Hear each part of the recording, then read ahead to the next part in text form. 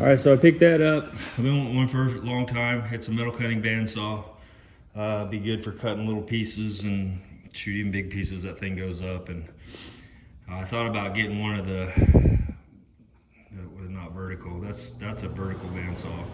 The other one's a horizontal. I thought about getting horizontal and just building a plate, but for what I do, I don't cut big stuff enough to justify that. This was cheap. Found it online, and the guy was, I'm not saying he's giving it away, but it was a pretty good deal. It needs new tires, and I've got new blades coming. I got new tires and blades coming.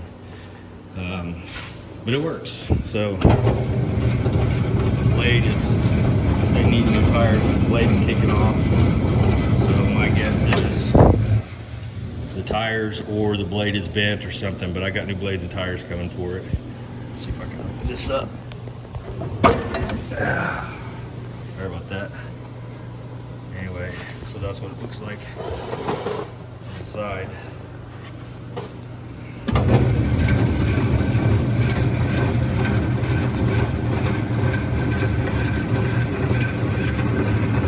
So yeah, it needs to clean up, and new, like I said, new tires. These are what they're called, tires. And so we got those coming. And yeah, it should be able to cut metal a lot easier than using like a little air saw and all that kind of stuff.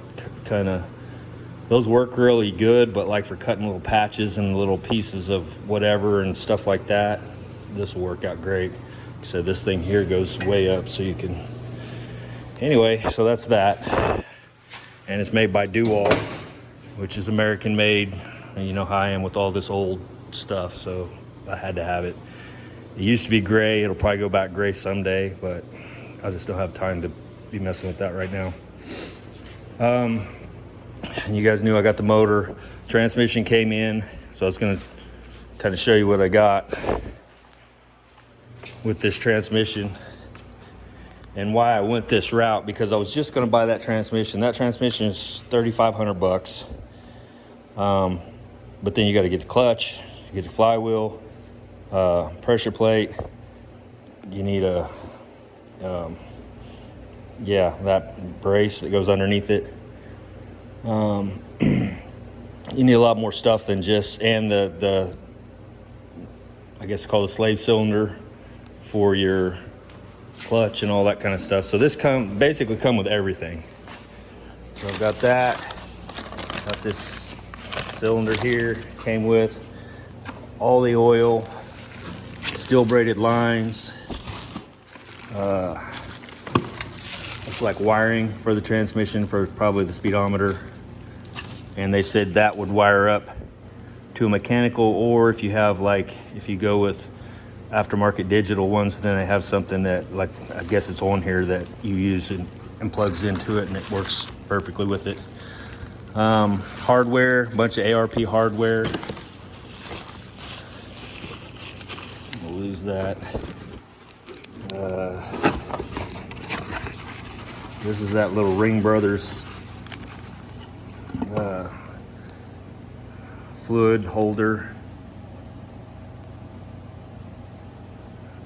Was it worth it? Probably not. I mean, they're pretty expensive for what it is, but I haven't chinced out, so I thought, you know what, I'll just, because they had a plastic one, and I was like, what's an upgrade? And they said, well, we have the Ring Brothers, the only other upgrade. And I'm like, yeah, let's do that, because I don't want the plastic one, which would probably work just fine. But like I said, I've spent all the money on this, so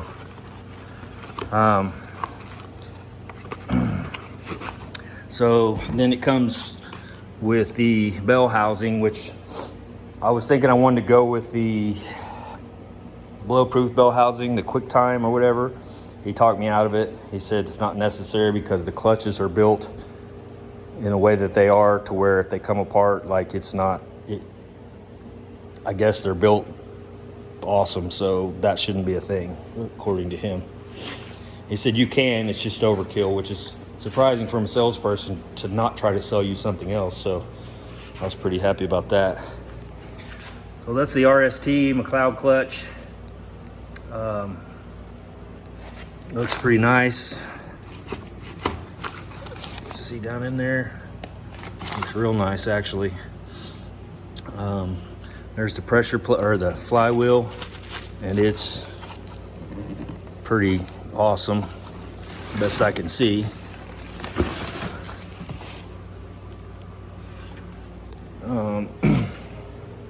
What else?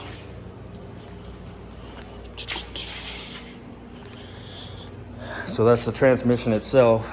So that's a tr6060 magnum transmission, 750 foot-pounds of torque. I think we talked about this in the last video. This is nice because it gives you clearance for your exhaust to come under without having it so low, because a lot of people have clearance problems. Clearance problems, not clearance problems. But anyway, that's what she looks like. And it's not very big. If I have to cut and modify, I guess maybe it's because of the angle that everything's sitting at, because right there, that doesn't look like it's going to be that big a deal. But I guess maybe once you get the bell housing on, it changes things. But yeah, if I have to move it up a couple inches, now's the time. So good timing for that. And this, I got this shifter with it, and it's a short throw, close ratio. This transmission, close ratio transmission. You can see it says Silver Sport Transmissions. This goes right onto your Hurst shifter. That goes right into the factory location. This little guy here, I bought with it so I can put it on the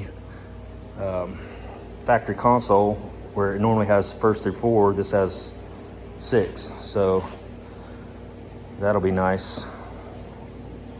So that's what I'm planning, to kind of keep the interior somewhat stock looking, and have the original console and everything. But I think that's it. And there's something else I'm missing that I haven't opened, or is down inside of something that I haven't found yet. Comes with a whole instruction deal, probably how to put the fluid in and all the stuff. So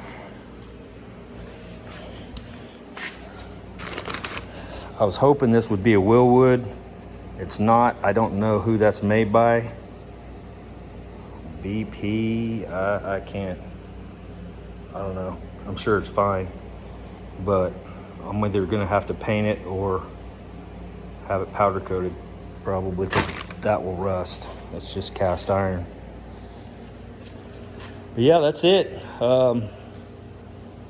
That's a lot of money right there, worth of stuff. I think that clutch and pressure plate's close to $1,000. Yeah, everything. But that's what I was gonna say. I went with this one company. You can go with Bowler. You can go with this place. You can go with whoever you want, or you can piece it out. And that's what I didn't want to do, because I don't know exactly what I need. And they have these in kits. They're already have all the bolts, all the hoses, all the wiring, everything. One-stop shop. Boom. This is what I want. They hook it up for you and they ship it to you. Better than me trying to go, okay, I want to quick time this, and then I got to figure out what flywheel I need, what size, and then, okay, what clutch. And you know, there's so many different kinds of styles of clutches and all the different stuff. And I'm like, nah, I don't know how much extra money it cost me to have them do whatever they did for me, but for me, I think it was probably worth it, because just the headache of trying to. And this stuff wasn't any more expensive. I checked all their prices. All their prices are exactly competitive with everything else. So you get online, you're going to pay $3,500, $3,495 for that transmission. That's what they charge me. This clutch, whatever it costs, that's what they charge me. I looked it up. They didn't add any, $50 or $80 or whatever. Didn't do any of that to it. So I was pretty happy with that, because I figured that's how they were making their money, was probably upcharging some of the parts, but it doesn't appear that to be the case. So anyway, that's it. I got a mess. I'm gonna have to put all this stuff back up until I'm ready for it. So I'll just box it back up and slide it in the corner somewhere. I don't really have a corner now because I've got a mess here. But yeah, I think my issue on these being about a 1/2 inch too far forward, both of them. I've got my idea back here is this. And so I've got these ratchet straps to the frame jig, and so I need to figure out exactly, I think I've got some spots here I'm kind of hitting on. I got to figure that out, but I can ratchet strap this back another 1/2 inch, and that should get that to where it needs to be. So that's what I'm thinking about doing. The only reason it's not ratchet strapping back now is because I built all this stuff, and so I'm gonna have to figure out if I think it's hitting in here, so I gotta figure out what I need to do to get it to where I can get it back a little bit farther. But shouldn't be that big a deal, hopefully. So yeah, that's it. I've got motor, transmission, everything other than obviously I'm gonna get new interior. I need brakes, so that's gonna cost me a shit ton of money. But other than that, I've got everything ready to be able to put this back together, get it mocked up. Probably need to look at getting vintage air conditioning set up. That way I know where I'm going to route my lines, because I'm going to do away with this hole. And DSE makes a deal. I don't know if I'll go with that one or not, because I may not need a lot of those other holes either. So I don't know. I don't know if I care so much about having a flush firewall or not. I mean, I know that's all the rage right now. So is cutting your drip rails off and everything else. But I've seen so many cars, like, for example, and I'm not saying anything wrong with it, it's just, if you have the money to change your car all the time, then fantastic. I don't. This is a one-time gig, so I want to keep it as stock looking as possible. I'm going to keep my drip rails and all that stuff, because when you start doing that, you're dating your car, in my opinion. So, like, you see the cars back in the day that that big giant tires coming out from under them back in the 60s and 70s, and they had the paint jobs that were just multiple different colors with all lines running everywhere and all that kind of stuff, and you're like, yeah, that's from the 60s era, you can tell. And yeah, I don't want it to be like, oh yeah, everybody was doing that in 2020, and then that little fad went away, and now everybody likes drip rails again. And if you cut your drip rails off, you can't sell the damn car or whatever. I don't know, I'm just spitballing, but I kind of see these phases that things go through, where you have like Pro Street, which doesn't seem to ever get old to me anyway. But yeah, so just all depending on what you want, because this Pro Touring, it may be here forever and it may go away too. But for me, I like the idea that you can have an old car that has all the creature comforts. You can run it out on the highway at 80 miles an hour and not be spinning stupid RPMs. You got the reliability of the fuel injected stuff, plus the horsepower that you can add to these. So that's what I'm doing. Anyway, just going to give you a quick update on that, since this stuff came in, and that was a big purchase. But I'm hoping when it's all said and done, when the car's done, if something happens that I need to sell it, I'll be able to at least hopefully get my money back out of it, being that I'm doing all the labor work. So anyway, that's it, guys. We'll talk to you later.